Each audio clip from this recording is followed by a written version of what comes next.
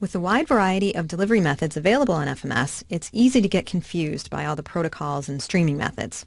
Let's take a moment to define some of these key terms.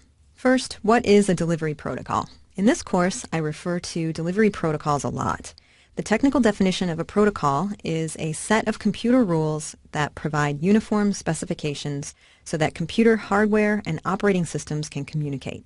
In our usage for video streaming, a delivery protocol refers to the route video data takes to get to you and the rules it needs to follow to get there. For example, HTTP dynamic streaming videos are sent over HTTP, and they must be broken into fragments before sending. Then you put them back together for playback. FMS supports RTMP, RTMFP, and standard HTTP protocols. The technical details of these protocols were discussed in depth in Chapter 2 of this course. Once a delivery protocol is established, then there are various methods of sending that video data over that connection.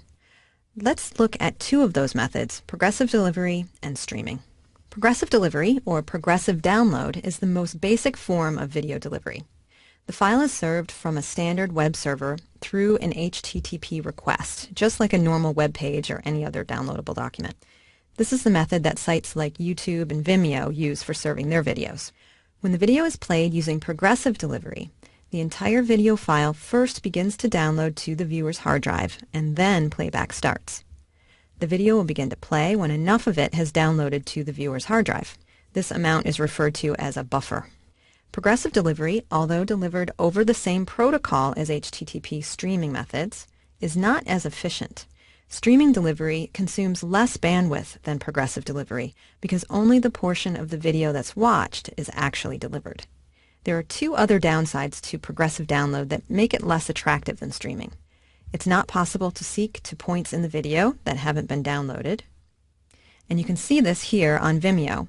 When I click on this video and start to play it, I will click forward ahead of the buffer and try to jump to that point, and it won't let me do that.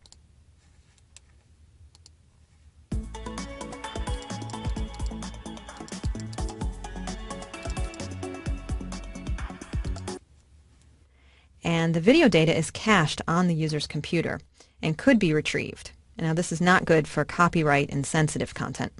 So moving on to streaming, streaming delivery is a concept that's sometimes misunderstood. The technical definition of streaming is data being transmitted in a continuous flow while earlier parts are being accessed. Now, there are two approaches to streaming. RTMP is considered to be true streaming. There's an open connection between the server and the client, and then data flows continuously between the two. The bits are discarded after they're viewed. Then there's HTTP streaming, where video data is requested in small fragments from the server and then put back together into a stream by the client when it's received. And it plays like a true stream and can even support live video with a bit of a delay. One key difference is what happens to those bits.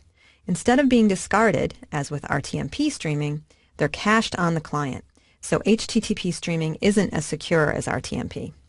And there are two formats that support HTTP streaming with Flash Media Server: HDS for playback in Flash and HLS for playback on iOS.